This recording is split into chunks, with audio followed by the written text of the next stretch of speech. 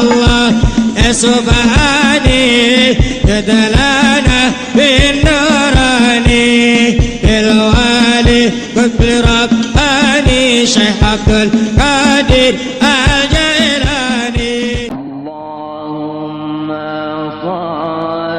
Assalamualaikum warahmatullahi wabarakatuh.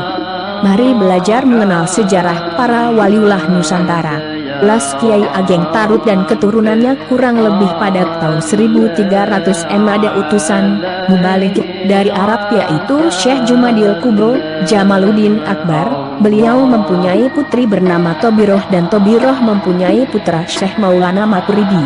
Pada saat itu beliau mendapat perintah untuk mengembangkan syiar agama Islam di tanah Jawa, karena pada saat itu orang-orang Jawa masih memeluk agama Buddha serta pada saat itu juga orang-orang Jawa masih ahli dalam bertapa dalam hal mendekatkan diri dengan Sang Pencipta, sehingga orang-orang tanah Jawa banyak yang istilah Jawa disebut ora tedas papak paluning pande, kebal kulitnya terhadap senjata apapun.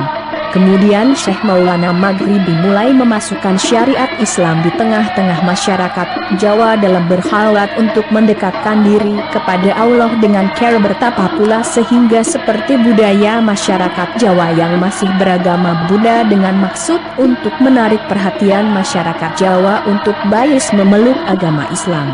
Namun cara bertapa yang dilakukan oleh Syekh Maulana Maghribi lain dengan cara yang dilakukan oleh masyarakat Jawa umumnya. Syekh Maulana Maghribi dalam bertapa dengan cara naik ke atas pohon dengan menggelantungkan badannya seperti kelelawar. Cara seperti ini oleh masyarakat Jawa disebut dengan bertapa kalong. Kemudian dalam bertapa Syekh Maulana Maghribi bertemu dengan putri Bupati Tubani yang bernama Dewi Retno Rosobulan, adik perempuan R. Sahid, Sunan Kalijaga. Yang saat itu Dewi Retno Rosobulan diperintah oleh ayahandanya Adipati Wilotikto untuk melakukan bertapa ngidang dengan cara masuk hutan selama 7 tahun, tidak boleh pulang dan tidak boleh makan kecuali makan daun-daun yang berada di hutan. Perintah bertapa ini dilakukan oleh Dewi Retno Rosobulan agar supaya cita-citanya untuk bertemu dengan kakaknya Raden Sahid dapat terwujud. Namun dalam proses pencarian R. Sahid berjalan ia bertemu dengan Syekh Maulana Maghribi. Pertemuan ini terjadi pada saat masih menjalankan bertapa, dan dari pertemuannya ini mereka terjalin rasa saling mencintai dan saling ada kecocokan yang akhirnya menjadi suami istri. Pertemuan keduanya yang sudah menjadi suami istri dilanjutkan dengan pulang ke Adipati Tuban untuk menghadap ayahandanya, tetapi Dewi Retno Rosobulan yang sudah dalam keadaan hamil pulang seorang diri dan tidak bersama suaminya Syekh Maulana Maturidi. Sesampainya di Kadipaten Tuban, Dewi Retno Rosobulan ditanya oleh ayahandanya, "Siapa suamimu, sehingga kamu pulang dalam keadaan hamil?"